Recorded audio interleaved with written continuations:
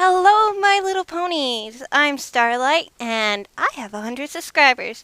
So to celebrate that, I'm going to give you some of the helpful hints I use to stay in my budget. So sit down, relax, as I put some knowledge on you on how to save some greenbacks. First off, there are a couple honorable mentions because I do have a lot of hacks, and I do 13 lists.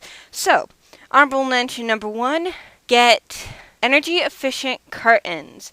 They're a little pricey, but oh my god, the difference they will make in your heating bill is incredible. Better yet, grab a couple extras and you can separate the rooms in your house. You can then duct tape up the vents in the rooms of your house that you don't use that often. That way then more heat will get to the rooms that you do use. Also, that way then it will cut down on it. Make sure you always keep heat going to the room that has the thermostat in it, because otherwise the heater will be going all the time. And this way then you can just heat the rooms that you use. Okay, honorable mention number 2. If you're going out with friends, maybe a friend or two, it's always a good idea to split meals. Oftentimes, if you're good friends with a person, you'll want the same thing anyways. This way then, when you split the check, you will often always be within the single digits for your portions. Order from the kids menu if they allow it, because portion size here in America is so big, oftentimes eating from the kids menu will fill you up. You probably won't have leftovers, but it's cheaper. Honorable mention number 3, set limits when you go out with friends. A good thing to do is to bring cash with you. Don't bring credit cards or stuff like that. Bring a cash limit with you. Say if you're going to a mall with friends, bring, let's say, $20. That way then you won't overspend, and it will make you think twice about buying stuff you don't need. Alright, number 13, make lists. Before you go to a grocery store, go through, see what you need, and write it down. Make sure you remember to take the list with you. This will help keep you from impulse shopping. Another great thing is always check out the clearance section. Coupons are your friends, especially when combined with the clearance section. You can get things that you've never tried before, but you might like, and because it's in the clearance section, and if you have a coupon, you can always get it for almost nothing. Number 12, unplug when not using. Chargers are a great thing. It allows our devices to keep going and going. But a little tidbit, they'll keep drawing energy even if something's not plugged into it. So it's best to make sure you unplug your chargers. It's just a little tidbit, and while it doesn't add that much, it does make a difference. 11. When not using your computer, put it in sleep mode. I know they say you should turn off your computers completely, but if your computer's charging, put it in sleep mode, or if you have a regular computer and not a laptop, put it in sleep mode. It takes less energy. Actually, most mechanical or, machines that we like Xboxes, stuff like that, keep drawing on energy even when they're off.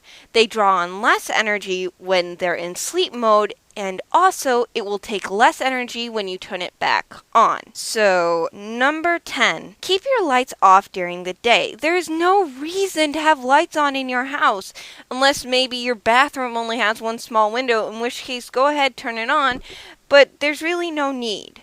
And plus, if you like, let's say, reading at night or stuff like that, candlelight is great. But if you're reading, I recommend a book light.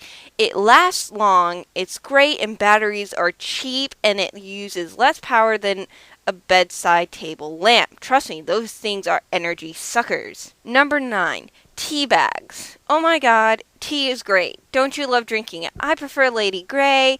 Green tea is okay on occasion. I'm also a huge fan of lemon and ginger. But these tea bags have multiple uses. First off, don't drain your cup. If you leave about an inch left of tea, you can use the tea bag about 2 to 3 more times, and you don't have to add in extra ingredients like sugar, because the sugar usually settles at the bottom of the cup anyways. So there you go. But tea bags are a wonderful, wonderful thing. There are multiple uses for them besides drinking. Once you drink all that you can and the bag no longer has any flavor, there's still herbs in there. You can put it in the garbage disposal, and instead of paying for those little scenty things you jam down there, put a tea bag. Turn it on. It will make it smell better, especially the lemon and ginger. You can also put lemon husks in there. Also, freeze them. Put them on your eyes. They will help with puffiness, dark circles.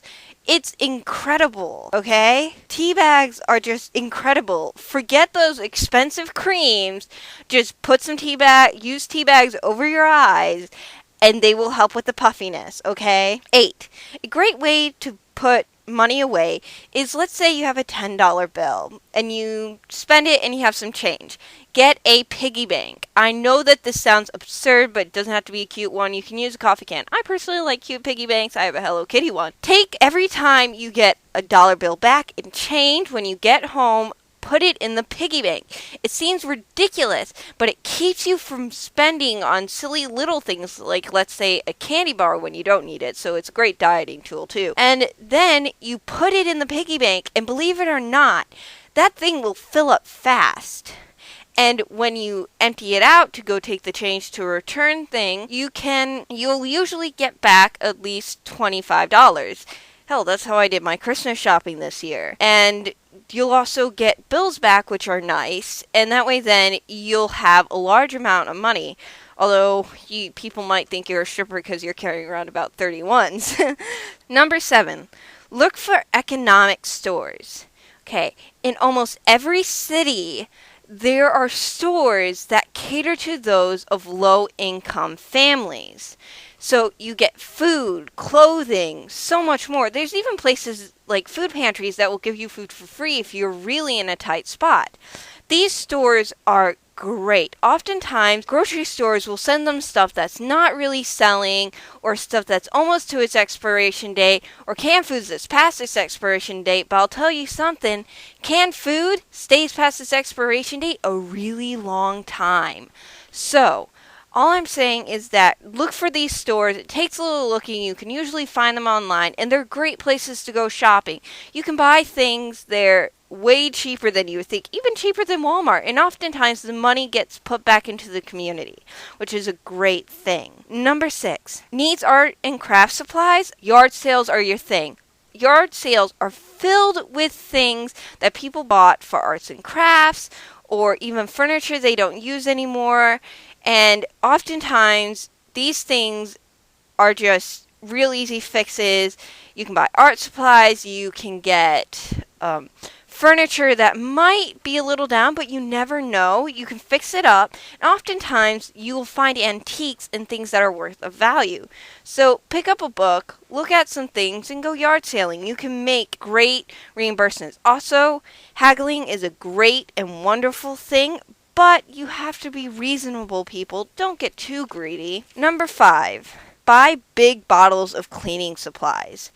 I can't stand when I see people at the grocery store buying these tiny little spray bottles. No. You can buy a spray bottle at a dollar store, and they work great. You want to buy the big bottles, the ones that don't have the sprays, the ones that are have 2 gallons in them, and I'll tell you why. It's concentrate. All cleaning supplies are concentrate. If you buy the big ones, which in the long run are cheaper, what you can do is put about a quarter of the bottle with cleaning supply and put the rest with water. It will work just as good. Trust me on this. It is cheaper, it's cost efficient, and it's better for the environment because you're not constantly throwing away those little bottles. So, number 4, growing a garden. A garden is a terrific thing. I grow one every year. It gets me vegetables, gets me fruit, and at the end of it, I can can it or I can freeze it, which is great. But you don't need to buy expensive seeds and expensive fertilizer. First off, bag up leaves during fall, put them in the ground, rototill it up, it will be ready for next year. Secondly, when winter's done and the growing season's over, you can buy seeds at discount. You want them? Good. A great thing to do also is if you have a little window, get a little growing box or a sunroom. Plant them. Put them in front of a window. Let them grow a bit before you plant them. It will save you time and you'll get food sooner. Number 3. Going on a trip is a great thing, but oftentimes airplane tickets are expensive. Well, here's a little secret. They have things called standby seats. This is when a plane has extra seats to fill. So what you simply do is go to an airport, find a trip you want to take, wait at the gate, and if they have extra seats, you can buy them for almost 50% off at the gate and be on that plane. So it's a great opportunity that most people don't take advantage of. Yes, it's great to be able to schedule things ahead of time, but it's a good deal. Number 2. Xmas shopping. Get done at least 2 months early because they start to jack up prices. Oftentimes they're trying to get rid of inventory in order to make room for all the stuff they're getting for Christmas. So look for those pre-Christmas sales. Or you can also do it the day before Christmas, because oftentimes they're trying to get rid of all that excess Christmas inventory and they have great sales. Also, go shopping after Christmas. You often can get food on sale and so much more. Another thing is have a budget. Make it reasonable. Don't do $20 per person. Make your entire budget $20. Flea markets are a wonderful thing, people. I can usually do my entire Christmas list under $100. Number 1. Need a fancy dress or some nice clothes? Go to a dry cleaners. People often forget about stuff they put into dry cleaners. Fancy dresses, every single dress I wore to one of my high school dances, I got at dry cleaners. All you have to do is pay for the dry cleaning and it's yours. They keep it for about 2 to 3 months depending on the dry cleaners, but then it's up for grabs. You can buy wedding dresses that are a couple $1,000s for like $40. Great sweaters, shirts, clothes, pants. Yes, most of it's dry clean only, but guess what? If you have a fancy party to go to or a wedding to go to and you're only going to wear the thing once, don't go to a department store. Don't spend $150. Go to a dry cleaners. They will show you stuff. You can buy it for like $40 to $20 and it's incredible. You have no idea how good of savings you can get for these things. Like, as I said, if you're looking for a wedding dress, don't go to a wedding store. You're going to be spending an incredible amount of money for a dress you're only going to wear once. I guarantee you, tons of people take their wedding dresses to dry cleaners and forget about them. Okay? So this is a great way to save money. I do it all the time. It's a great way to get new clothes. And I tell you what, it's worth it. It might take a little searching to find the right dress at the right dry cleaners. But hey, it saves you some time if you call ahead, find out, hey, do you sell stuff? Do you think you have anything in my size? It will save you money. And that is what balancing the budget is all about. Putting money away and saving it. So, Starlight Pony shining out. And as always, don't forget to sparkle and thank you to my 100 subscribers.